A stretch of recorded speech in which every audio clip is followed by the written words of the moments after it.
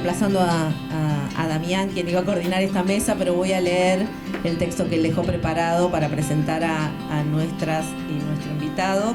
Así que, como tiene un tono bastante poético, les pido que tengan comprensión, porque no es lo mío.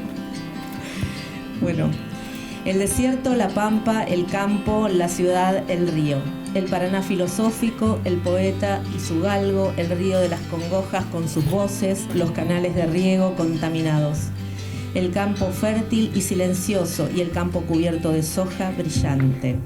Los trenes que salen de la cabeza del gigante, un zapato en el barro, la Mesopotamia macumbera, la sanación en la huerta, selvas y serpientes, una barca que muere al atardecer, el conurbano y sus potreros para niños, albinos, el poeta que más narró el Napostá con sus lentes y su bicicleta y el río desbordado. El escenario deja de ser el fondo y pasa a ser la figura central. La literatura con su potencia de representar, visualizar, transformar los espacios en la imaginación. La literatura para nombrar y enmudecer lo que nos rodea, para construir espacios alternativos. Si el mundo se incendia, paraísos o infiernos digitales. ¿Dónde hacemos pie? ¿Hay un paisaje entre las palabras? ¿Cuántos litros de agua necesita el paisaje imaginario para subsistir? ¿Qué tiene que ver escribir con respirar? ¿Hay algo que podamos hacer para escuchar las voces del río antes que desborde? Les damos la bienvenida a la primera mesa del día, Derivas Ambientales, la literatura piensa el planeta. Me acompañan Alejandra Bruno, en orden, digamos. Alejandra Bruno es diseñadora narrativa, productora de videojuegos, cofundadora de Women in Games Argentina y docente. Su novela La hija del Delta es una aventura distópica protagonizada por una niña en el Delta del Paraná. Fue finalista del Premio Clarín de Novela 2020 y se suma a la colección de ciencia ficción y género extraño Arqueologías del Futuro, dirigida por Juan Matio, Flor Canosa y Marcelo Acevedo, de Editorial Punto de Encuentro. Ah, bueno, no sé por qué estaba como, bueno, Indómita Luz. Natalia Massey. Natalia es abogada, es ambientalista y autora del libro Una vida sustentable. Es productora de contenidos en redes sociales, donde es conocida como Ecointensa. Así que Ecointensa nos trae como una forma de comunicar también la cuestión ambiental muy cercana a esta época, ¿no? Una influencer de cuestiones ambientales. Claudia Boaf es escritora y docente de ciencia ficción climática en la Universidad Nacional de las Artes. Desde 2014 viene publicando una serie de novelas que fueron creciendo alrededor de la ciencia ficción, las distopías entre naturaleza y tecnología, y no menor, la historia de dos hermanas. Al mismo tiempo, la escritora fue avanzando en su compromiso con una militancia ecofeminista y anti-extractivista. Pichonas, El rey del agua y El ojo y la flor son los 3 volúmenes reunidos en uno, que es la trilogía del agua. Y Juan Matio, allí en el otro extremo, es narrador, periodista y ensayista, integró la redacción de la revista Sonámbula y fue parte de 5 Observatorio de Ciencia Ficción, Tecnología y Futuros. Su novela 3 veces Luz obtuvo una mención en el Premio Casa de las Américas 2015 y fue editada por Negro Absoluto en 2016. Su segunda novela, Materiales para una pesadilla, también se publicó por Negro Absoluto y ganó el Premio Medife Filba a la mejor novela argentina, publicada en 2021. En 2023, Godot Ediciones publicó La sombra de un jinete desesperado, su primer libro de ensayos. ¿Estamos todos de acuerdo? Bien. Bueno, si querés arrancamos por vos, Alejandra, que tenés también una presentación. Bueno, creo que el tema está planteado. Te cedo la palabra. Dale, gracias. Buenas a todos, a todas. Cuando hablamos de ambientalismo, yo pienso mucho también en el espacio y en el territorio. Y ahora les voy a contar también, bueno, como soy vengo de lo audiovisual, a ver, ahí. Como vengo del audiovisual, traje dibujitos para que vean. Yo publiqué 2 libros que son La fe secreta de la hija del Delta, y como podrán ver, ya desde la tapa hay un planteo de paisaje, de territorio. Para mí el espacio es el lugar, digamos, fundamental desde donde se empieza a construir el relato, y ya antes de que los lectores arranquen con el libro, es importante para mí que conecten con con el tema de la espacialidad. En las dos novelas yo no estaba enterada cuando las escribí de los términos ecoficción, ecoutopía. Son términos que empecé a escuchar después de publicar por ciertos medios más académicos y de prensa que incluso unían la obra de Claudia y la mía como utopías. Lo cual hizo también que empezara a leer un montón de autores latinoamericanos y argentinos relacionados con el tema. Y ahí un poco también empecé a reflexionar más o atar más cabos con cómo se presentaba el tema del ambientalismo y de lo ecológico en las obras. En ambos libros lo que sucede en uno desde un lugar más íntimo es porque el argumento es sobre una mujer que está muy angustiada y que decide ir a matarse. Está viviendo en Capital Federal y decide ir a matarse a un lugar muy específico en el sur de Argentina, y es lo que le pasa en ese viaje. Y lo que sucede es que está en una Buenos Aires también, ella casi no sale de su casa porque Buenos Aires está totalmente tomada por un humo tóxico que viene de una quema de pastizales enorme, hecho que me basé, digamos, sucedió hace muchos años, no ahora. De hecho, los dos libros suceden durante una suerte de pandemias o de eventos que afectan un montón el ambiente, y sin embargo las historias están escritas mucho antes de la pandemia que tuvimos. Los dos personajes principales usan barbijos, temas, ¿no? Y en el segundo libro ya el efecto ambiental es mundial. Hay algún tipo de catástrofe que genera, no solo en las islas del Delta del Tigre, donde esta nena protagoniza la historia, sino en todo el mundo. Todo el mundo está afectado y casi toda la vida se destruyó en todos lados. Entonces ustedes podrán decir qué tiene de utópico todo esto que parece un bajón. Bueno, lo utópico quizás pasa porque en el caso de La Fe Secreta la protagonista decide hacer un viaje a un lugar en donde el aire límpido, los pajaritos y toda esa desconexión con ese humo, que es también parte de algo interno que ella tiene, empieza a transformarla. Entonces hay toda una reflexión y un uso del espacio y del ambiente, no solo como un territorio externo, sino como un reflejo de una interioridad, y como también el paisaje en algo muy concreto nos ayuda. O sea, quien haya estado deprimido y haya ido un momento a tomar solcito o a escuchar un pajarito entiende cómo eso te afecta un montón el ánimo. Y en el caso de La hija del Delta, creo que se habla de utopía porque la mayoría de las distopías que leemos y que vemos, ¿no? Netflix, todos los lugares están llenos de series y de películas sobre eso, suelen concentrarse en momentos mucho más oscuros de la humanidad, mientras que acá es la visión de una nena que empieza a darse cuenta de que la Tierra se está recuperando. Entonces es la visión de cómo ella plantea en su cabeza un nuevo mundo que no tiene por qué ser violento. Y bueno, y el libro habla mucho de el territorio también como sujeto de derecho y como sujeto de reinvención posible, que no sea una lucha, digamos, del todo contra todos por la supervivencia, sino una posibilidad de conectar de una manera distinta con algo que se empieza a regenerar, si queremos verlo como una regeneración, porque siempre está, ¿no?, el vaso mitad vacío, mitad lleno. Yo pensé también, mientras escribía en estas cosas, en estos dos casos emblemáticos, sobre todo para La Fe Secreta, en donde hay un personaje suicida.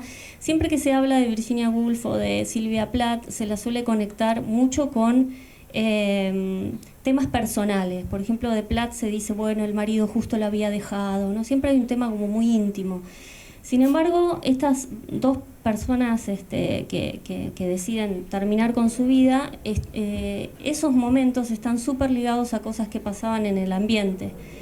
Sylvia Plath decide matarse en un momento en que Londres es uno de los peores inviernos en Londres, la gente casi no puede salir de su casa, el agua se queda congelada en los caños, mientras que Virginia Woolf se queda totalmente paralizada y horrorizada y angustiada por los bombardeos de Londres de la Segunda Guerra Mundial. Entonces, también eso me sirvió un poco de material o de ayuda para pensar cómo el ambiente nos interpela y somos parte de eso, y por más que ahora vivamos en una época en la que estamos muy adentro de nuestras casas, muy conectados a dispositivos, estamos totalmente insertos en una realidad que no solo podemos pensar en el ambiente como algo, bueno, uy, se inundó, ¿no? Bahía Blanca se inundó de repente, hay mucho hincapié en llovió en 6 horas lo que no llovió en tal, pero bueno, hay un montón de decisiones políticas que tienen que ver por qué una ciudad puede inundarse completamente en 6 horas. O sea, eso también tiene que ver con una planificación a lo que está sometido no solo nuestro país, con la ley de humedales, en el caso del Delta, que es un tema muy, muy presente, sino a nivel mundial. La falta de planificación urbana, la falta de, bueno, la deforestación, un montón de cosas que nos intervienen en nuestra vida y que afectan totalmente el tipo de vida que llevamos y la calidad de vida que llevamos. Como yo además vengo del cine, fue como la carrera principal que estudié, después desarrollé videojuegos. Para mí el espacio es el lugar principal desde donde se plantea cualquier tipo de relato, porque por ejemplo en cine no podemos pensar una escena sin pensar en dónde sucede. De hecho, vieron acá hay una traducción de una partecita de la novela al guión. De paso, les digo que las 2 novelas fueron un guión de cine antes, yo las adapté a literatura. E incluso en cine se puede pensar el espacio sin una persona. Hay escenas enteras que son descripciones de espacio simplemente. Entonces, ese espacio que se puede tomar de la realidad y se puede basar en algo concreto, puede funcionar de una manera totalmente metafórica también y puede estar cargado de un montón de sentidos.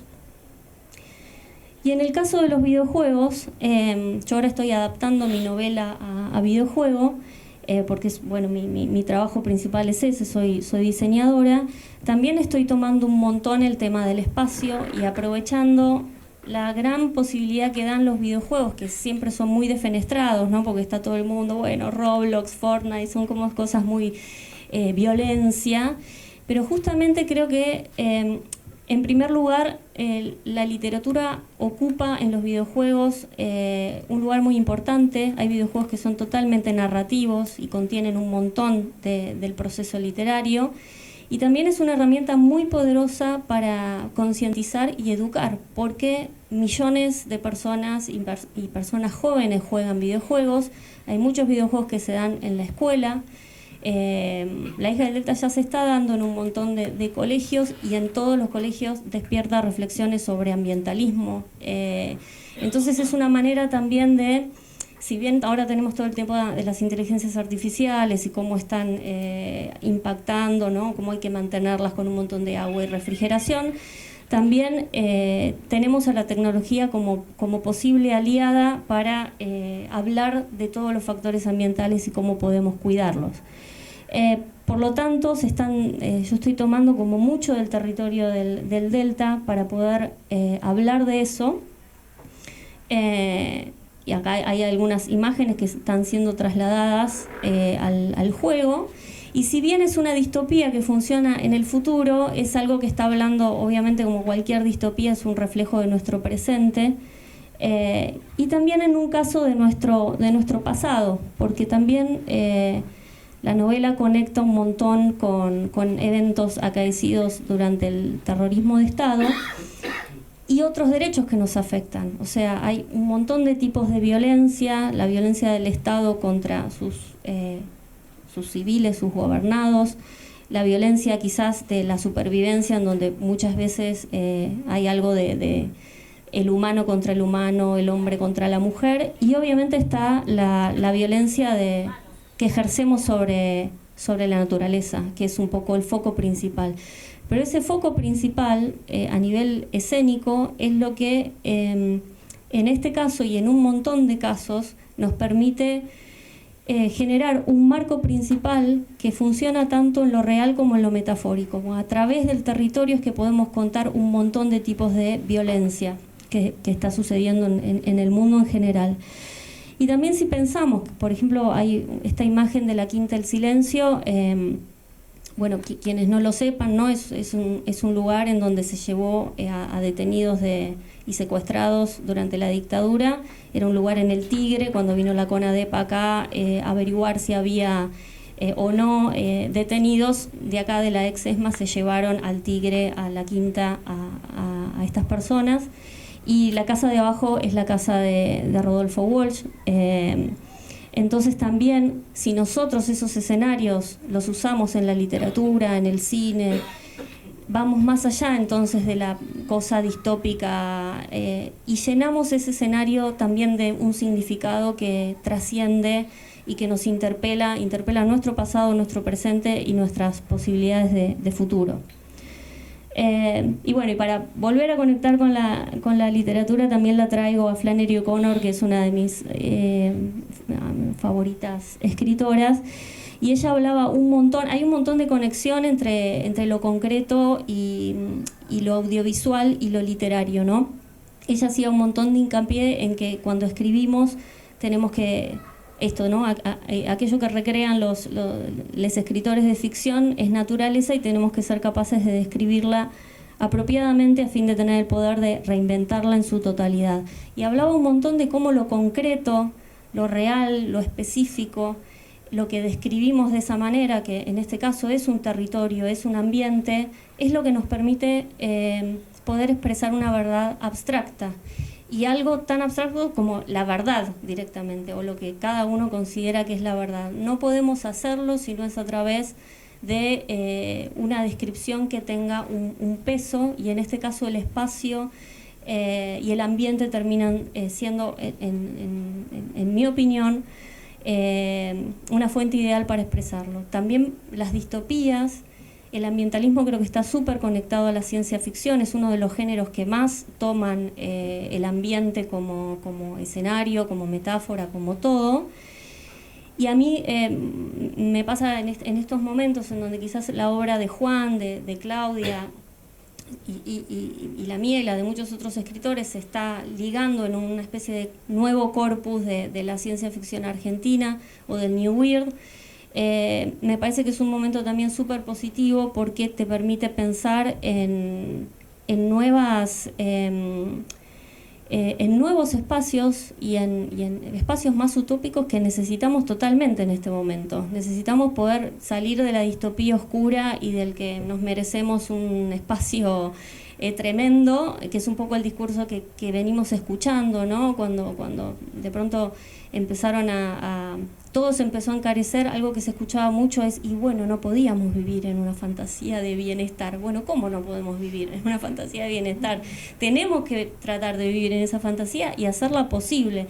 Y la literatura lo que nos da es un medio de poder reinventarnos y de afectar totalmente la realidad. Entonces creo que como escritores, periodistas, abogados, quienes seamos, tenemos la posibilidad y no sé si el deber, porque eso está en cada uno, pero sí la posibilidad de tomar espacios metafóricos, espacios, hablo de géneros y de espacios, la calle, lo que sea, y convertirla en un espacio de transformación para el bienestar de todos, todas y todes.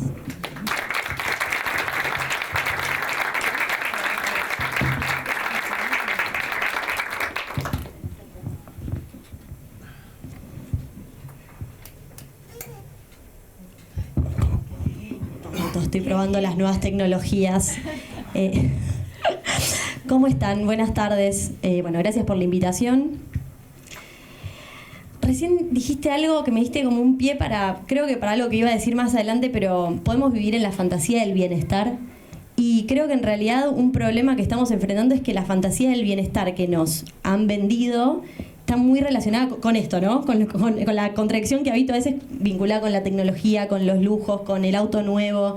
Y en realidad el bienestar al que tendríamos que aspirar, y que creo que es esta utopía de la que venías hablando, es vivir más en conexión con la naturaleza y poder respetar el entorno en el que vivimos, entendiéndonos como parte de ese entorno, sin seguir aspirando a ese lujo, a opulencia de la cual hace años que están tratando de convencernos que necesitamos, ¿no? Siento que no hablo solo de nuestro país, sino a nivel global, hay una tendencia a hacernos creer que necesitamos muchísimas cosas, y eso en desmedro de la naturaleza, ¿no? Habilitamos por el, grandes comillas, derecho de tener una Ferrari, como ha creído mucha gente que iba a poder tener ahora con este nuevo gobierno, a romper absolutamente todo. Dicho esto, que no estaba pensado, me voy a presentar más allá de la presentación del principio. Yo soy Natalia Macei, me dedico a la comunicación ambiental en redes sociales. De carrera soy abogada, pero desde el 2019 que hablo de temas ambientales, principalmente en Instagram, que es la plataforma en la que empecé a volcar lo que sabía y lo que iba aprendiendo a través de Cointensa, que es la cuenta que creé. Y después eso se fue expandiendo a otras redes. Actualmente soy columnista en Radio Con Vos, en el programa Pasaron Cosas. Fui colaboradora en el portal de noticias Carbono News y también fui colaboradora varios años en Telam, espacio que obviamente extraño muchísimo porque me daba la posibilidad de en segmentos cortos todos los domingos hablar de temas de actualidad y también algunos temas más teóricos, cortitos, que por suerte eran levantados en todo el país por profes. Sí, que después lo llevaban a las aulas y que lo usaban, como decías recién, que te pasa con los libros, para empezar a hablar de estos temas. Entonces, bueno, agradezco estos espacios que hacen que se pueda volver a hablar, ¿no? de todo esto que hoy en día está siendo bastante silenciado, lamentablemente. Siempre que hablo de ambiente en un espacio que no es propio, ¿no? No sé, del ambientalismo, trato de explicar un poquito por qué estamos hablando de esto. Nosotros como humanidad estamos atravesando actualmente una triple crisis planetaria que se compone de 3 cosas, que son la contaminación en todos los aspectos posibles, del aire, del agua, de la tierra, la pérdida de biodiversidad, todo lo que hemos escuchado siempre de los animales que se extinguían, se siguen extinguiéndose especies, incluso especies que ni siquiera conocemos, y por otro lado el cambio climático, el vapuleadísimo cambio climático durante el último tiempo, ya que como nunca antes surgieron discursos muy fuertes de negacionismo respecto del cambio climático. ¿Qué quiere decir esto? Que el cambio climático, que era algo que hasta hace poco no se discutía más que en un lugar que estaba asignado al terraplanismo nada más, hoy en día está habilitado decir yo no creo en el cambio climático. Entonces, por eso es importante hablar de cambio climático, es decir, sí, el cambio climático existe y es una de las crisis a las que estamos tratando de enfrentarnos. Y todas estas crisis son muy amplias y requieren de que cada uno de nosotros, como decías vos, de nosotros, aportemos desde nuestro lugar de una manera totalmente interdisciplinaria para poder abordar la problemática. Entonces, en primera instancia, tenemos que aceptar que el cambio climático existe, identificar el problema, ver que no se puede afrontar solamente desde la política, solamente desde la economía, solamente desde el derecho, sino que desde todos los ámbitos hay que hacer lo posible para poder actuar frente a este tema. Y ahí creo que el arte, del cual tal vez no se habla tanto en este ámbito ambiental, es crucial, porque es una herramienta que viene a darle luz y a visibilizar cosas que muchas veces desde los medios masivos de comunicación, incluso desde los programas educativos, no se aborda. Y ahí siento que siempre el arte termina siendo un bastión de resistencia para hablar de lo que nadie más habla. En ese sentido traje algunos libros para recomendar después. Pero mi pregunta cuando estaba preparando esto era ¿qué tiene que ver esto con los derechos humanos? ¿No? ¿Qué tiene que ver el cuidado del ambiente con los derechos humanos? Les cuento que nuestra Constitución Nacional contempla el derecho a un ambiente sano en el artículo 41 y lo que dice es que tenemos derecho a un ambiente sano que nos permita satisfacer nuestras necesidades presentes sin comprometer a las de las generaciones futuras. ¿Les parece que estamos haciendo eso? Me parece que estamos satisfaciendo por demás, vamos a decir, muchas de las no necesidades en esta búsqueda de la opulencia o de la comodidad y estamos comprometiendo realmente el derecho de las generaciones futuras a gozar de un ambiente sano. ¿Qué significa? Significa poder respirar aire puro, no tener que usar barbijo, que no se te incendie un humedal al lado y entonces no poder salir de tu casa porque no puedes respirar, que el agua que tomás pueda salir de la canilla. No sé si han visitado alguna vez algún territorio en el cual no puedas tomar el agua de la canilla, pero es para quienes estamos acostumbrados a ese privilegio. Es muy fuerte, porque tomás conciencia de la cantidad de veces que das por sentado en un día que el agua va a estar siempre disponible. Y aunque es lo que más necesitamos para nuestra vida, estamos dispuestos, generalizo, sé que la mayoría de tal vez las personas que estamos acá no, pero sí nuestros gobernantes históricamente han estado dispuestos a vender el agua por plata. ¿no? Y encima siempre a bajo precio, siempre perjudicando a los territorios, a la población y para llenar el bolsillo a unos pocos. Entonces, ese derecho a un ambiente sano que tenemos, que está contemplado en nuestra Constitución, no está siendo cuidado, está siendo totalmente vulnerado y está muy vinculado con este derecho humano que tenemos a vivir en un lugar que nos permita desarrollarnos. Ese desarrollo que tiene que ver con llevar una vida más o menos normal. Y tal vez, ojalá cada vez más en conexión con la naturaleza. Y además, otro punto en el cual se vincula el cuidado del ambiente o el daño ambiental a nuestros derechos es que no a todas las personas el cambio climático o la crisis ambiental nos afecta de la misma manera. No tiene la misma espalda para responder a un evento climático extremo, como es una inundación, una persona que tiene recursos económicos que una persona que no tiene recursos económicos. Si tomamos el caso de Bahía Blanca, que seguramente surja mucho más durante la mesa porque lo tenemos todos muy presente, la persona que tenía recursos económicos y que perdió todo probablemente pueda recuperarse en algún momento. La persona que no tenía y que esa casa era lo único que poseía, probablemente la vida le cambie para siempre, sobre todo con un Estado ausente. Y ahí es el rol fundamental del Estado para entender que los derechos humanos no son un curro, que los derechos humanos existen y que los derechos humanos hay que respetarlos, protegerlos y asegurárselos a todos los habitantes de la nación. Entonces me parecía importante en este contexto histórico y político en el que nos encontramos, hacer referencia a esto. Y Argentina, en realidad, tiene un historial muy rico en cuanto a leyes ambientales y leyes normativa que protege el ambiente. Formamos parte de acuerdos internacionales, tenemos leyes internas que aseguran o que buscan la protección del ambiente, que durante el año pasado estuvieron siendo bastante atacadas para debilitarlas y poder, por ejemplo, destruir los glaciares, vender zonas que han sido protegidas históricamente a través de mucha lucha de otras generaciones que buscaron tener una ley de bosques, una ley de glaciares, que se informaron, que escribieron, que buscaron los puntos y comas para que no se tergiverse nada. Entonces todo eso está un poco en riesgo. Más allá de lo que pasa internamente, les decía también somos parte de tratados internacionales. Hay uno que engloba a muchos países del mundo, que es el Acuerdo de París, que lo que busca es que, vamos a decir, emitamos menos gases de efecto invernadero, que son los que generan el cambio climático. Y es un compromiso a nivel mundial, funciona o no funciona, y abrimos otra puerta, pero está. Ahora, nuestro actual presidente dijo que quiere irse siguiendo los pasos de Donald Trump, que es también otro negacionista del cambio climático. Y esto, por supuesto, es grave desde lo simbólico y desde lo material. Pero hay otro acuerdo, estoy diciendo muchas cosas, perdón, pero es poco tiempo y quiero darles toda la información posible, después me preguntan lo que quieran. Hay otro acuerdo del que somos parte, que es el Acuerdo de Escazú, que es un acuerdo a nivel regional, que reúne o vincula América Latina y el Caribe, y tiene dos cosas importantes. Una, que es el primero en la región en materia ambiental, que como les digo engloba a todos estos países, y por otro lado que es el primero a nivel internacional en reconocer la importancia de defender a los defensores, a los protectores de la naturaleza, que generalmente y en un gran porcentaje pertenecen a los territorios y a los pueblos originarios, personas que están luchando hace décadas por proteger el agua y la tierra, en contra de la minería, en contra de la explotación de los elementos de la naturaleza, para que, como les decía, el beneficio económico se lo lleven los de afuera, sacándolos de los territorios y, por supuesto, vulnerando prácticamente todos sus derechos. ¿Qué tiene de particular esto? Este acuerdo surge en Latinoamérica por una razón, y es que en nuestra región se encuentra el porcentaje más alto de homicidios y asesinatos a defensores de la naturaleza. No se matan tantos defensores de la naturaleza en Alemania, en España o en China como se matan en Latinoamérica. Y si bien Argentina está bastante abajo en ese ranking, porque los países que menos protegen a sus defensores de la naturaleza, podemos decir, son Colombia, Ecuador, Brasil, nosotros estamos en este momento en una situación bastante crítica, que es, por un lado, siempre hubo, o hace muchos años hay represión a aquellos defensores de la naturaleza en los territorios como en Jujuy, en Catamarca, cerca de las zonas mineras. Eso sucedió siempre se denunció, pero hoy en día está pasando algo más, que es que desde la cabeza de nuestro país, desde la cabeza de Estado, está diciendo que los defensores de la naturaleza somos terroristas.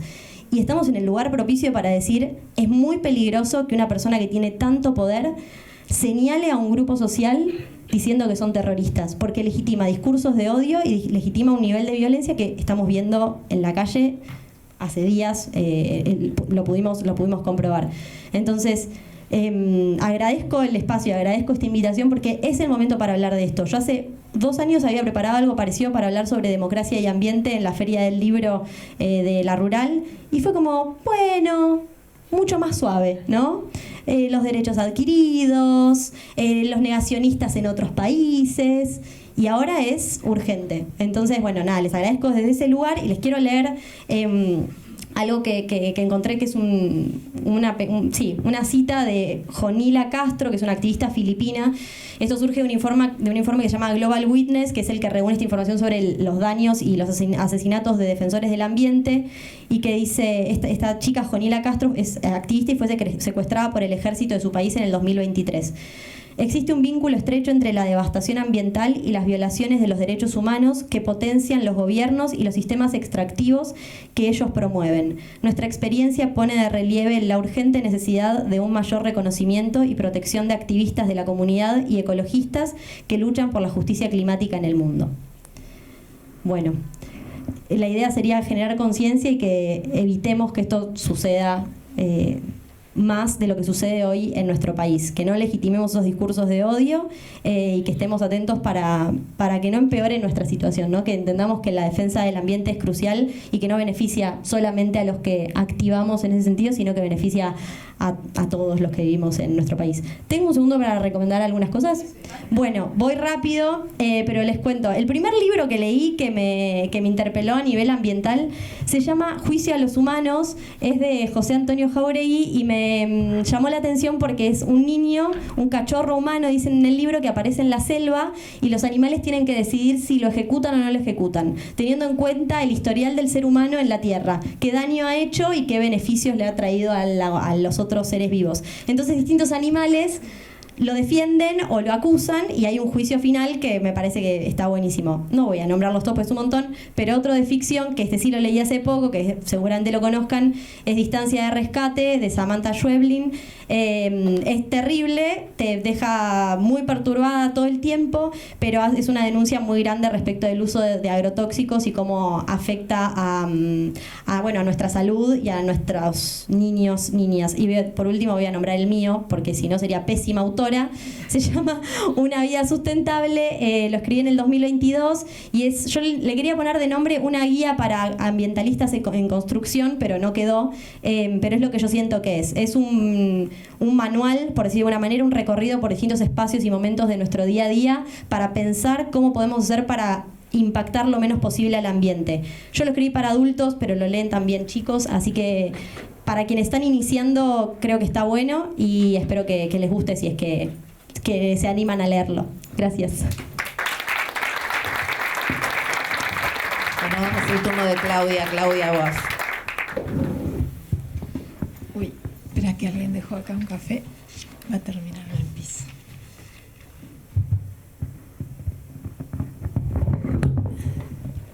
Bueno, gracias chicas, qué bueno escucharlas.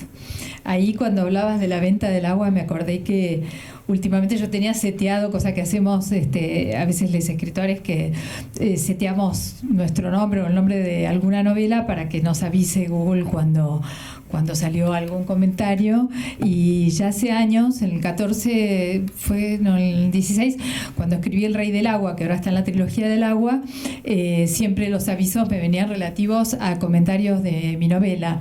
Y hace ya muchos años, que ya lo saqué porque no lo aguantaba más, porque aparece todo el tiempo el Rey del Agua, que es el hombre más rico del mundo, que vende agua envasada. Entonces, cada vez yo decía, bueno, hicieron una mención de la novela. No, son los millones de agua envasada que había vendido. Así que el Rey del Agua ya es este señor Ching Hui, no sé, pero bueno, es esto, ¿no? Que no nos paramos a pensar de pronto ¿qué es esto de vender el agua? ¿De quién es el agua? Esa es la pregunta, ¿no? Bueno, quería agregar a la presentación que, agradecer la invitación en este espacio, que es un honor, y quería agregar que soy parte de una colectiva que se llama Colectiva Mirá, socioambiental, junto a Gaby Cabezón Cámara, Dolores Reyes, Maristela Vampa, Sole Barruti, y quería invitarlos a escuchar los podcasts. Paso el aviso, tenemos 2 podcasts ya subidos, y uno se llama Las Fuegas y el otro El litio, la fantasía eléctrica. Bueno, venimos trabajando en eso, como estas plataformas que se ofrecen hoy también para difundir. Y también tuve la oportunidad, y acá hago como un link también con Eco Intensa, me encanta que seas intensa. Eco Intensa, que también... no soy abogada, pero viajo con abogados, con les abogados ambientalistas, que también los van a encontrar en redes, que viajamos en conjunto con un tribunal ético de derechos de la naturaleza, y en estos viajes, un tribunal latinoamericano, viajamos a investigar y a declarar sujeto de derecho distintos cuerpos como o sujetos como lagunas, salinas, montañas. Esto tiene que ver con un trabajo que se hace de escuchar las voces de las comunidades, ir al territorio, y es interesante porque en algunos niveles ya se está reconociendo estas estos reconocimientos de sujeto de derecho. No todo el mundo, es algo que se va, ¿no?, ganando de a poco, pero es esta visión de que nosotros no somos los únicos sujetos parados en un mundo de objetos, ¿no? Esto es lo que básicamente está virando, digamos, cambiando, y lo que nos va corriendo. Esto genera también a veces mucha incomodidad como especie, reconocernos que como parte, ¿no?, de este superorganismo de la Tierra, pero se va sustentando y se va escuchando esto de que no somos los únicos sujetos parados en un mundo de objetos a explotar y eventualmente exterminar. Bueno, lo sepamos o no, porque acá mencionaste el negacionismo, ¿no? Y bueno, y ahora tenemos un presidente que cuando alguien es negacionista, no en el caso de algunos piruchis que sí realmente terraplanistas y demás, sino justamente la gente que está en el poder saben perfectamente acerca del cambio climático, o sea, están informados, no es que no tienen información, es que no les conviene para los fines de explotación y de acumulación. Pero no es que no tengan información. Imagínate si Trump no tiene información. Está claro que la tiene. Entonces, digamos que lo sepamos o no, lo neguemos o no, todos estamos escribiendo, trabajando, si quieren, amando en los ratos libres de todo este desastre, en el marco de la aceleración de la crisis socioambiental, además con un nivel de aceleración que prácticamente ahora, yo digo hace un año, hace 2 años, hace 3 años, todavía podía ser discutible como ciertos eventos extremos, ¿no?, eventuales, pero ahora realmente tenemos que decirlo, esto tiene un nivel de aceleración que es, si no es La Dana en España, es Bahía Blanca, y así estamos en un proceso de aceleración de la crisis climática. Entonces, bueno, en estos días pasó algo que me dio gracia, porque hubo una discusión entre Macri y Milei acerca de la crisis climática, y yo no podía creer que se armó, decía Macri, bueno, lo de Bahía Blanca lo tenemos que relacionar con la crisis climática, y Milei le contesta, como una disputa más hasta que tiene el poder, le contesta, eso es una mentira de los zurdos de mierda, y Macri le contestaba, y yo digo, así estamos, o sea, Macri va a ser nuestro nuevo adalid de la defensa de la crisis climática, no vamos a estar salvados, pero bueno, era absurda completamente la discusión, pero se da en estos días de manera, o sea, va apareciendo como en focos, y esto es lamentable, porque yo digo, bueno, si mis novelas se volvieron actualidad, no es algo que, digamos, lo puedo mencionar como con felicidad, y esta cosa del futurismo o de la profecía que a veces se menciona que hacemos los escritores de distopías, tampoco es cierto, es simplemente una observación que nos hemos dedicado a observar, a recopilar información, a mirar el mundo en que vivimos, y bueno, de ahí en esta pregunta de qué pasaría si, que es la pregunta clásica, digamos, de la ciencia ficción, es estirar la imaginación hacia el futuro, ¿no? Entonces, yo creo que como no hay cultura sin mundo, yo creo que la crisis climática es el verdadero macro. Es decir, podemos discutirlo todo en distintos niveles, pero en la actualidad las guerras son guerras de recursos, la geopolítica, las mutaciones del empleo, las negociaciones entre países están basadas en la creciente demanda de tierras raras, materias críticas y en un planeta finito, que esto es algo que hay que entender también, ¿no? El planeta es finito. Entonces, digamos, todo se está diseñando, todo se está, es por acumulación y aceleración, en ese verdadero macro que no es la economía. Estúpido. ¿Quién decía no es la economía estúpida? Es una canción, algo así. Bueno, la verdadero macro es la crisis climática y va afectando, por supuesto, a la economía y todos los niveles de la vida común. Y a eso se nos viene a sumar en este tecnomundo la inteligencia artificial. Y viene a tensar esta relación también entre humano-máquina, una relación que es tecnología-naturaleza o, si quieren, es plataformas y territorios. Toda esta oferta tecno tan hermosa, ¿no? Que ojo, yo amo, no soy tecnofóbica para nada, pero toda esta oferta, sí, no, por supuesto, no, pero vas a ver que ya está ahí, estamos en el mismo territorio, no te preocupes. Entonces, toda esta bella, digamos, tecnooferta no muestra su lado oscuro.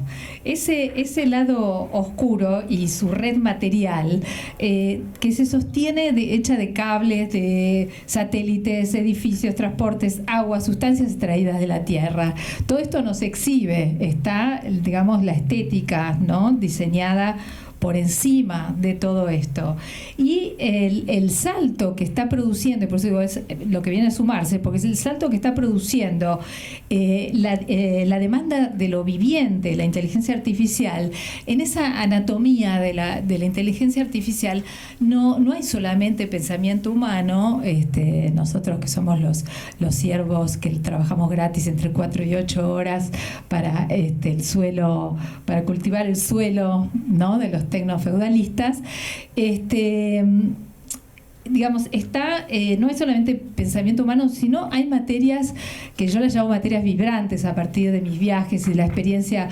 A veces el nombrar, y sobre todo para los escritores que andamos trabajando con la palabra, tiene un sentido, tiene un significado, cambian los sentidos, porque bueno, redefinimos materia, al litio en particular, del cual se me van a mirar raro, pero yo como que me enamoré, lo llamo Lee. Me dicen que soy la mamá de Lee porque escribí poesías acerca de Lee, porque salió una película, un argumento de Lee, y bueno, hay algo de la belleza que probablemente muchos de ustedes hayan conocido en las Salinas, ¿no? O sea, pensar que en esas salinas, cuyos guardianes son las comunidades indígenas hace miles de años, esa belleza, esas extensiones, espejos, ¿no?, espejo de estrellas, espejadas, ahí es donde duerme Lee. Que es extraído como materia, vamos a llamarlo materia vibrante a falta de un mejor nombre, y que es un vestigio del Big Bang, además, que es algo muy interesante de investigar, porque es uno de los 3 residuos o vestigios del Big Bang en la Tierra. Entonces tienen un montón de información para contarnos. Bueno, ahora salta a los chips, ¿no? Bueno, ahora y hace rato. Por eso me parece que y que están al cuidado de los pueblos indígenas. Esto también es muy interesante de pensar, ¿no? Como del Big Bang a la Tierra y el cuidado. Durante mucho tiempo nadie miró las salinas, nadie miró el litio. Al principio se usó para las excitaciones nerviosas, ¿no? El litio se sigue usando. Pero hasta ese momento nadie había mirado el litio. Y ahí estaban las salinas y estaba el comercio de la sal, las caravanas de la sal, la cuidaban los indígenas. Estaba como intacta esa belleza, y ahora es una lucha muy grave, muy pesada. Acá nombraba Ecointensa el tema de las defensoras de la tierra, ¿no? Yo trabajando bastante con Verónica Chávez, una defensora de la tierra, que se ha tenido que reforzar muchísimo la protección de su cuerpo, ¿no? Porque está seriamente atacada, y bueno, los desplazamientos que vienen con eso. Entonces, por eso me parece que cuando hablamos de derechos humanos, cada vez que me mandaban los chicos alguna información de un flyer o algo, yo ponía abajo, bueno, derechos humanos, naturaleza, ¿no? Derechos humanos, naturaleza. Porque, bueno, digamos, esto que les decía, ¿no? ¿Cómo nos definimos? En algún momento nos vamos a poner de acuerdo si somos naturaleza o estamos por fuera de la naturaleza, ¿no? Esto es algo que lo venimos pensando, pero no está del todo asimilado, ¿eh? Parece que nosotros podemos estructurar y pensar y crear leyes, y ¿somos naturaleza o no somos naturaleza? Y en todo caso la naturaleza tiene derechos como sujeto también, per se. En todo caso la naturaleza tiene derecho a un cuerpo de agua, a envejecer, a cumplir sus ciclos, sin ser explotada, exterminada o secada, como suele suceder con el extractivismo. Bueno, me fui por otros lados y había prometido tenerme acá, y bueno, vuelvo.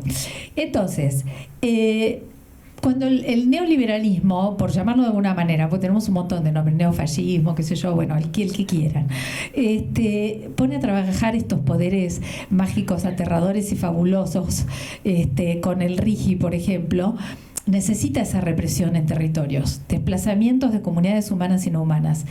Y también van erosionando la capacidad política de imaginar otros futuros. El saldo que nos deja tiene un nombre también, pero voy a nombrar en la lista de Mark Fisher: depresión, agotamiento, fragilidad, bruxismo, insomnio, estrés, ansiedad. Una exasperación en casi todas las nervaduras del cerebro social. Hay un nombre para esto que se llama solastagia, que es como una especie de nostalgia de sol, que es todo ese conjunto de coansiedades. Bueno, ¿cómo pensamos o cómo pienso narrativamente este futuro de catástrofe y acá le doy la derecha a la amiga, o la izquierda, mejor prefiero darte, de la hija del Delta que va hacia una regeneración, ¿no? Entonces, ¿cómo pensamos estas catástrofes, futuros de catástrofe o reconfiguración? Bueno, yo pienso que trabajar la insistencia de la política en la ficción es recombinar cicatrices, porque, digamos, cuando nos ponemos en modo escritura, hay un montón de flujo de información, consciente o no consciente, que nos está atravesando, y dentro de eso están nuestras cicatrices. Hay un libro de China Melville, que es un escritor emblema de una corriente que acá tenemos un experto que se llama New Weird, que se llama La cicatriz, que es trata de una especie de grotesco cargamento humano a bordo de un gran buque que viajan camino a un exilio, y son prisioneros y esclavos que luchan por rehacer sus extraños cuerpos. Yo lo pensaba como un significante de que todos estamos llenos de cicatrices y luchamos por rehacernos, pero con esas marcas escritas en el cuerpo. E imaginar qué viene para nosotros. Esto es lo que hacemos un poco, ¿no? O sea, tomamos todo ese flujo de información, incluso las cicatrices, para recombinarlas y pensar qué es lo que viene para nosotros.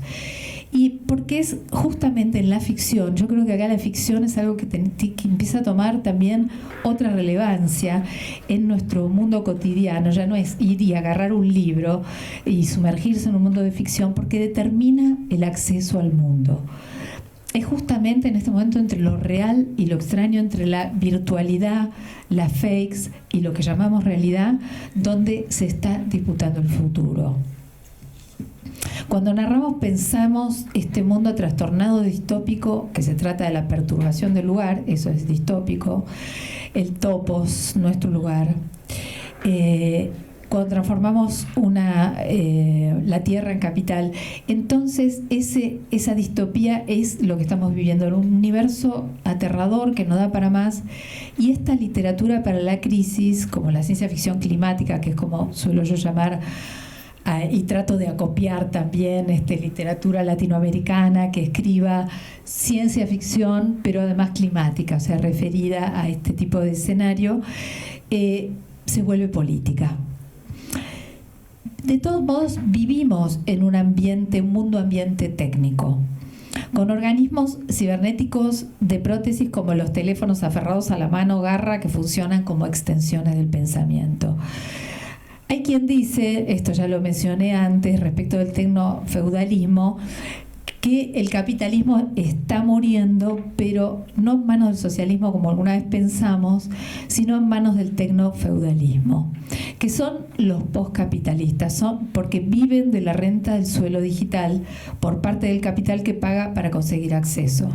Entonces, nosotros, como les decía, venimos siendo los siervos que trabajamos gratis, con selfies y gatitos para su prosperidad. Bueno, estos verdaderos dueños, como Musk, ahora ya no se ocultan, ¿no? Porque eran ya los verdaderos dueños que apuntan a determinar el destino del mundo, pero bueno, ahora ya se exhiben descaradamente, ¿no? Con sus propios sueños húmedos de transhumanismo. Pero bueno, ¿quiénes se van a salvar? Ellos, por supuesto, con sus terraformaciones, sus viajes. Igual a Musk le viene fallando los cohetes todo el tiempo, ¿viste? Que últimamente, no sé si leyeron por ahí, que tira un cohete con 20 satélites, por ejemplo, y equivoca la órbita, queda todo chatarra flotando, que después no llueve como chatarra, que bueno. O si no, tira un cohete para ir probando, ¿no? A ver, se va acercando a su sueño húmedo, pero se le explotan. No sé qué le pasa. Bueno, está muy ahí con Trump. Entonces, este mundo ambiente técnico donde ya vivimos, tenemos estos nuevos dueños y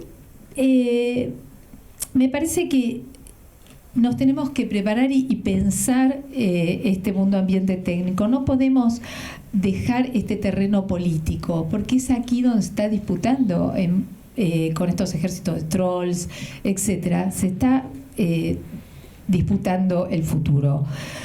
Por ejemplo, en esto que llamamos batalla, que llaman o dan en llamar batalla cultural. Aunque, por supuesto, el miércoles vimos una violencia física, ¿no? Y con armamentos, no solamente una batalla cultural de ejércitos de trolls. Bueno, acciones directas contra autoras mujeres es porque este gobierno entiende que justamente en el relato donde quiere dar batalla, la producción cultural, porque la ficción es un acceso al mundo. Y esto que yo les decía antes entre la virtualidad y la realidad es que se está disputando el futuro. Yo por ahí escribo más de la crisis del agua y mis historias transcurren en el delta del Paraná, tal vez porque, o seguramente porque vivo cerca de ese río, que no es una hidrovía, sino es el padre de los ríos con un lomo divino. Pero después entendí que realmente en el corazón de la disputa socioambiental está el agua. Por ejemplo, la inteligencia artificial es extremadamente sedienta. No sé si esto ustedes lo sabían, pero por ejemplo cuando hacemos 20, 30 consultas, se toma una botella de agua, una botellita de agua de 500 mililitros para enfriar su sistema. Y tiene que ser agua potable, porque si no contamina los sistemas, por lo tanto los circuitos, por lo tanto compite directamente con la vida.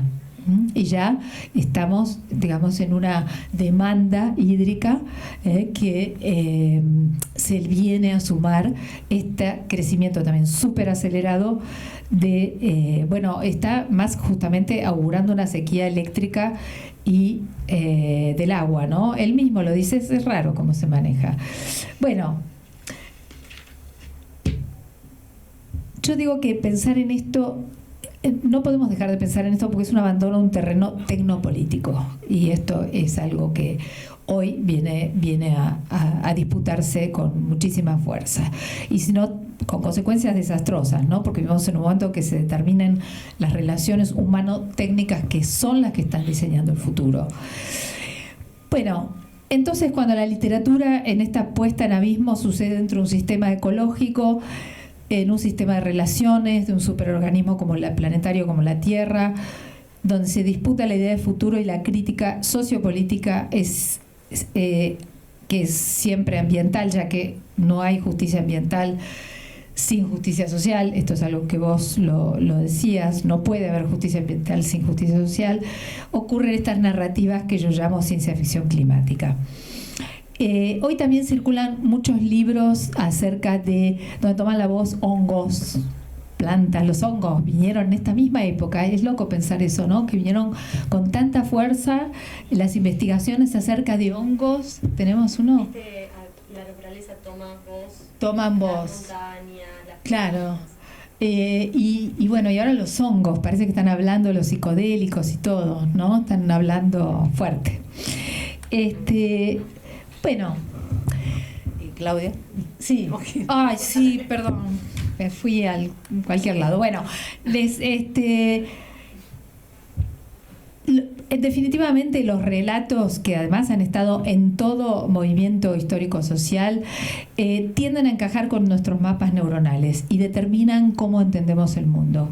Y una visión del mundo no es solo un mapa mental, crea mundo. Les cuento muy rápido una anécdota y con esto cierro. Justamente cuando fuimos a Jujuy la última vez, estábamos ya terminando después de 5 días de laburo con las comunidades y estábamos cerrando con los abogados ambientalistas la declaración de sujeto de derecho de Salinas Grandes y la laguna de Guayatayoc.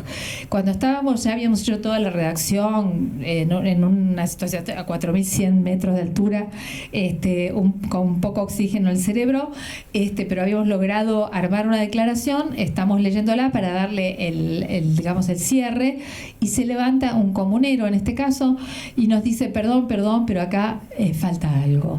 Y nosotros decimos, bueno, ¿qué faltó? Venimos trabajando tanto tiempo. Y dice, no, porque faltaron, no están nombrados los apus. Los apus son los cerros. Y los cerros participaron de esta conversación.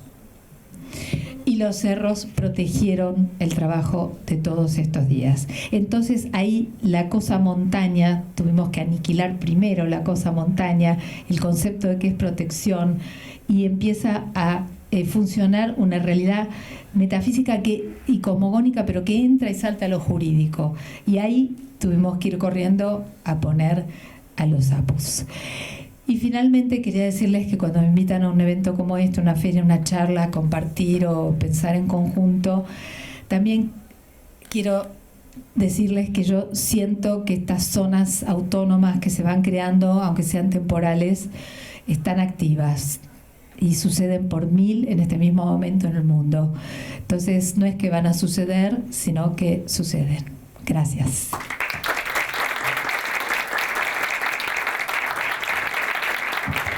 Bueno, Juan, con vos cerramos y después intercambian, ¿no? También si el público quiere preguntar, así que perfecto. Vamos. Sí, yo igual voy a ser breve. Voy a ser breve porque primero, muchas gracias por la invitación, gracias por venir, por la asistencia, a quienes abrieron la conversación antes. Cuando Damián me invitó, me puse a pensar qué tenía yo para decir sobre el tema, porque lo cierto es que mi ficción va por otros rumbos, digamos, que no tienen en su centro la pregunta sobre el planeta. Entonces dije, bueno, voy a tratar de, primero voy a escuchar lo que tienen para decir quienes sí están pensando en esto de una forma más frontal y más seria, pero además voy a tratar de pensar como un autor y sobre todo un lector de ciencia ficción, porque creo que la ciencia ficción es una de las prácticas sociales que disponemos que puede hacerse preguntas sobre el futuro. Y que de hecho que sea la ciencia ficción una práctica social que nos invita a pensar el futuro y no sea la política y no sea la teoría en muchos casos, es extraño. Que la política haya sido durante mucho tiempo el lugar de producción de futuros más importante que teníamos como sociedad, y que de pronto las temporalidades de la política hayan empezado a ser de 4 años en 4 años, y hayamos dejado de pensar futuros realmente de ruptura con el presente, es un problema. Entonces ahí queda la ciencia ficción. Por supuesto que yo tengo un problema porque pienso que cuando leía el subtítulo de la charla decía la literatura piensa, y eso es un compromiso, porque la literatura piensa cómo. ¿Qué queremos hacer que piense la literatura? ¿En qué términos? A mí me parece que ya pasamos muchas veces por el momento donde le asignamos una función inmediata a la literatura, ¿no? La idea de hacer propaganda, que era una cosa que, por ejemplo, en la Unión Soviética tuvo mucho éxito, de bueno, tenemos que hacer propaganda y etcétera. Y la verdad que no funcionó, porque la literatura no funciona así, porque la temporalidad de la literatura tampoco es lo inmediato. Martín Cohen suele decir una cosa muy graciosa, que es que para Sarmiento Rosas había caído no por la batalla de Caseros, sino porque él había visto el Facundo, ¿no? Esta idea de la efectividad literaria, de que se escribe un libro y pasa algo. Bueno, a veces sí, la mayoría de las veces no. La literatura no está ahí para eso. Pero sí está ahí para ayudarnos a pensar cómo imagina una época. No cómo imagina un autor o una autora, sino cómo imagina una época. Entonces yo creo que sí, que el imaginario del fin del mundo hay que pensarlo como síntoma. Y como síntoma de eso que Mark Fisher, ya que lo traía Claudia, llamó realismo capitalista. Fisher decía, es más fácil imaginar el fin del mundo que el fin del capitalismo. La pregunta es, ¿qué quiere decir más fácil? Cuando pensamos en generaciones anteriores, siempre doy este ejemplo, digamos, David Viñas tiene un cuento del día después de la Revolución.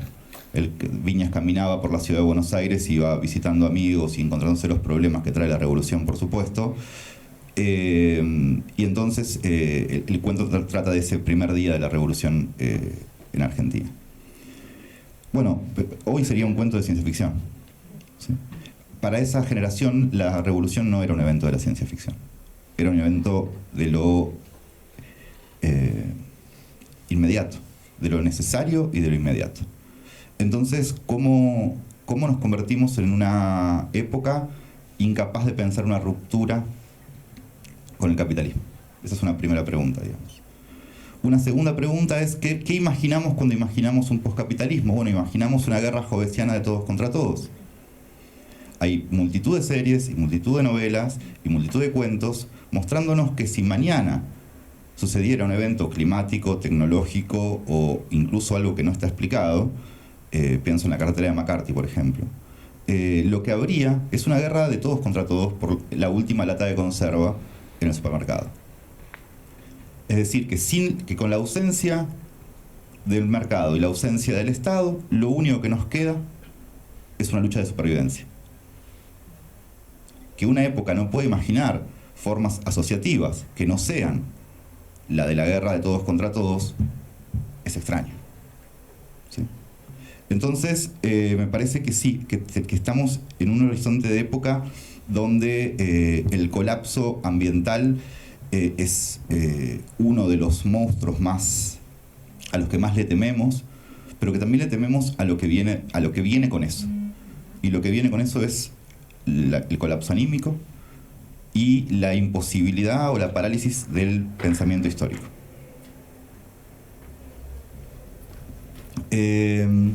Por otro lado, asistimos a un momento, mi amigo Facundo Nahuel Martín, que siempre lo nombro en estas charlas porque él sí piensa seriamente el tema del colapso planetario, dice, la modernidad fue ese momento donde la humanidad asumió que la naturaleza iba a ser el decorado contra el cual se iba a proyectar la historia humana. Y la naturaleza nos viene mostrando que dejó de ser el decorado, que no está dispuesta a ser tratada como decorado, que va a ser un agente, que va a ser un agente que va a intervenir.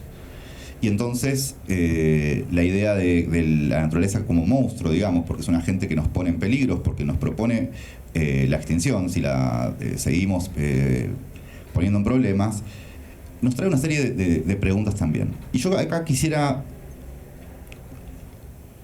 pensar en esto, porque yo soy un decrecionista, o sea, yo creo que el futuro que necesitamos es un futuro con decrecimiento de la actividad económica para poder hacer viable nuestro estar en el planeta. Ahora, ¿cómo el capitalismo logra la lidinización de los objetos, de la tecnología y del estilo de vida en el que vivimos, donde el decrecimiento es imposible? Es decir, ¿cuál es nuestro compromiso libidinal con el capitalismo? y con el estilo de vida que supuestamente, o sea, porque si decimos ellos son los malos, o sea, si decimos Elon Musk se apropió de nuestros sueños futuristas, está bien, pero no salimos del problema. Me parece que la pregunta debería ser cuál es nuestro compromiso libidinal con este estilo de vida. Y que con un estilo de vida que además sabemos, porque tenemos la información, de que es inviable. Y ahí entra tal vez una pregunta que me interesa más, y con esto voy a tratar de volver a la ciencia ficción. El deseo no se mueve como nos gustaría, sino de una forma opaca. Entonces, por momentos siento que en términos de política seguimos pensándonos y pensando a los demás como sujetos de propio interés. ¿Qué quiere decir esto? Que si tenemos los conocimientos necesarios, vamos a actuar de acuerdo a nuestros intereses. Y entonces de eso surge una idea muy directa, que es: hay que hacer propaganda, hay que generar conciencia.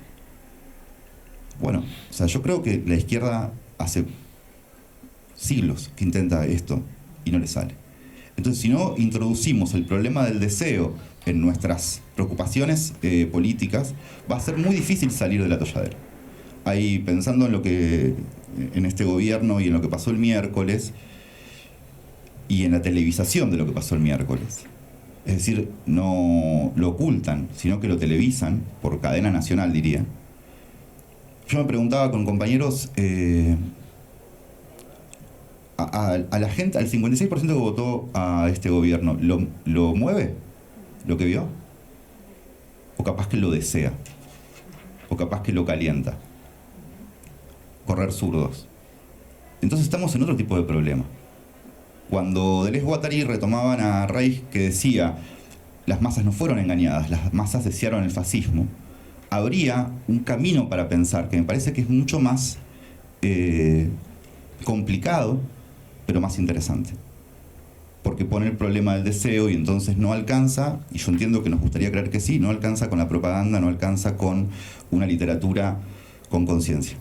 Ni con conciencia del colapso ambiental, ni con conciencia, ¿no?, del realismo socialista, ni con conciencia de clase. Entonces, ¿qué? Bueno, me parece que seguir indagando en qué tipo de futuros somos capaces de imaginar en el nivel colectivo, seguir pensando por qué los objetos libidinizados para nosotros y para el resto de la sociedad están libidinizados, por qué la fantasía de ser millonario se instaló en amplios sectores de la sociedad como una fantasía más importante incluso que el ser. Cuando yo, no sé, era pibe, digamos, ser jugador de fútbol estaba buenísimo porque ibas a sacar a tu equipo campeón, no porque ibas a recibir millones, digamos. Entonces hay algo del dinero que empezó a pasar y que está asociado con el sistema de apuestas y con los criptobros y etcétera, digamos, que hay que ponerse a pensar. Me parece que esa es la tarea política. Y la tarea de la literatura, diría, porque la pregunta que nos resta responder es cómo se politiza la literatura. Bueno, se politiza desde la lengua, creo yo. Se politiza desde el uso de la lengua, se politiza desde los lugares de enunciación. Y yo, con esto cierro, trataría de no asignarle tareas inmediatas a la literatura. Ese camino no ha funcionado porque justamente supone un sujeto, que es el sujeto de propio interés, que finalmente no está. La gente no vale. Cuando Paco Taibo, que es un autor mexicano que ahora dirige el Fondo de Cultura y es muy bueno, él decía: uno va a leer libros de dragones porque después vuelve al mundo sabiendo, de alguna forma, volar en dragones. Eso es lo que da la literatura. Un mundo fantástico en el que podemos vivir un rato y volver con esas enseñanzas al mundo real, que ya es bastante denso. Gracias.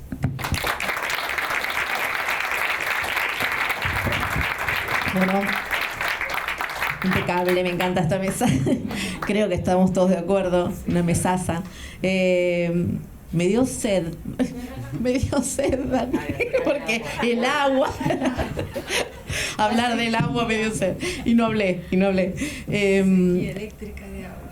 les quería contar que nosotros hace rato, que acá en el espacio Memoria, en el ente público, en las áreas de contenidos queremos traer otros temas de derechos. O sea, estamos acostumbrados a hablar todo el tiempo, la mayor parte del tiempo, por obvias razones, de las cuestiones de lesa humanidad.